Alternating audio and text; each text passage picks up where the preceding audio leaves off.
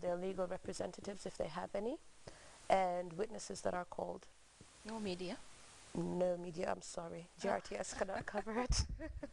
Now, I'm sure you must have technicals or modalities. Techniques, yes. Yeah, the techniques and modalities of ADR. What are they? Yeah, ADR utilizes three main techniques, which are mediation, conciliation, and arbitration.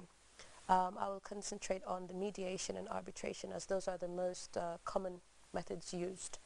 Uh, in general, mediation, the concept is parties should be willing to come and mediate their case or resolve their problems, and both parties should approach the secretariat and say, hello, we have a problem, can you help us? And that is where we should start. What usually happens is one person comes and we file the complaint, and we notify the other person that there has been a complaint filed against you or the other party, the company or whatever, and invite them to a mediation session.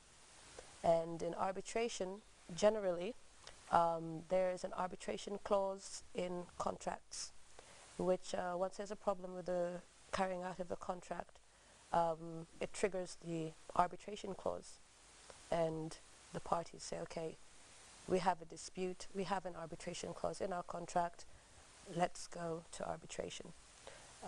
Generally, arbitration is more technical, more legally technical. I think Mr. Sol, who is also one of our arbitrators, can elaborate on the arbitration aspect, but it's more formal, more structured than mediation, where you have parties that come. First of all, we select arbitrators.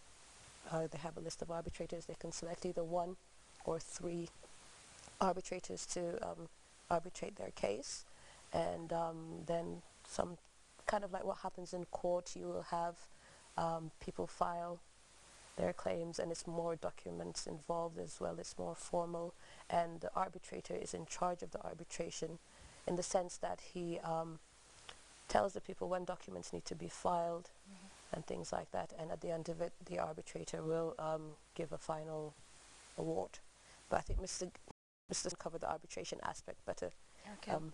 Who conducts mediation and arbitrations? Okay, as I said, arbitration is conducted by the arbitrators.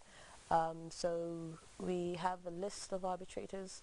Arbitrators don't necessarily have to be legal as well. They can be specialists in their own field. You could have a architect who is an arbitrator. Even maybe if you have a medical dispute, you could have a doctor who sits in as an arbitrator. With the mediators, we have two types of mediators. We have the community mediators, who we use mainly in the Basse and Farafenya offices, and we have the more technical mediators who, as I said earlier, they don't have to be legal people either. You have mediators that have that could be nurses or teachers. Anyone can be trained as a mediator as long as you have the correct qualifications. You can be utilized to mediate. Currently, mediation is conducted in-house, which means we have mediators at the Secretariat. But what we want to do is to bring in other mediators that have been trained previously to start mediating over cases. So the role of the Secretariat becomes that of a facilitator. So people can come to us, request our assistance, and we will provide a mediator or mediators and arbitrators for their cases. Now, how popular is the ADR? Do people know about the ADRs and their services? Well, some do, and obviously some don't. So that is why we are here. But on average, in a year, the Banjul office receives about 150 to 200 cases, and the Basse region receives approximately 70 to 80 cases, and Farafenya about 40 to 50 from when we started. And with more public awareness and people understanding the benefits of ADR. Yeah, because I said it because most people might not want to go to court when they have these problems, and they might like to settle it with the ADR. Yes, it's very true. The other problem as well which we face is some people also tend to see the ADR as a form of court system, which it isn't. So they might feel intimidated in coming to the office when we send them a letter saying there's been a complaint filed against you. You know, we don't say there's been a suit filed against you, there's been a complaint. And if you'd like to resolve it, because what we find is sometimes it's easier to come to the ADR and discuss what the problem is and, you know, formally agree to settle than going through the court process, and you realize that this is such a small issue, we should have just gone to the secretariat in the first place, because in that way you also save court time, you know, things like that. What are the rules and responsibilities of parties in a dispute? This is very important because what we say in ADR is the process and the outcome belongs to the parties. And it's very important for the parties in a ADR dispute, be it arbitration or mediation, to realize that it is their responsibility to facilitate, oh sorry, not facilitate, that's our role, but to assist the secretariat in resolving their dispute, in the sense that if we call, if you file a complaint and we call a party to come and answer to your complaint and you don't come, you're delaying the process. In the same sense as with the arbitration, Mr. Sol can tell you there are problems in procedure as well.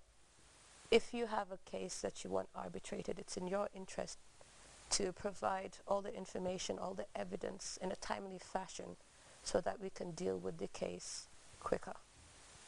Yeah. Mrs. So, you want to come in there?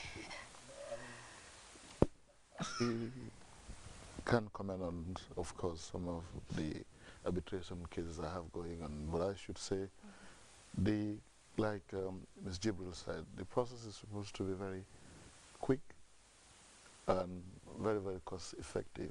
And I would say maybe for the mediation cases, I think that has been the case.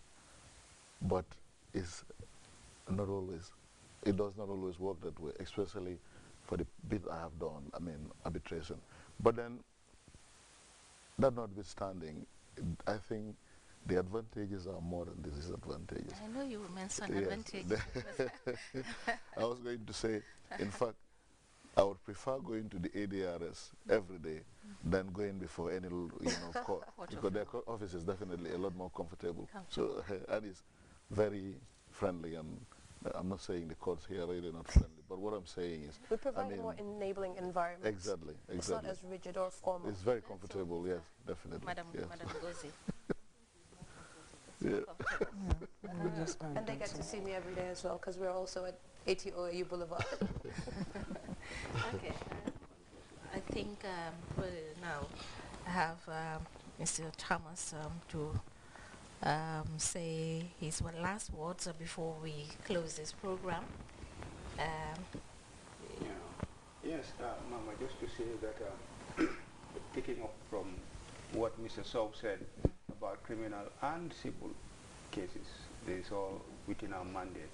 And prior to now, we have only been dealing with criminal cases, but then especially capital offenses, murder, rape, as I said, arson, robbery, and so on. But now we are going to the other crimes as well.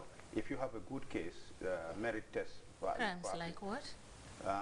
Burglary, theft, those are in the area of crime. And then now also civil cases. We can go into landlord and tenant cases. We can go into insurance disputes to help.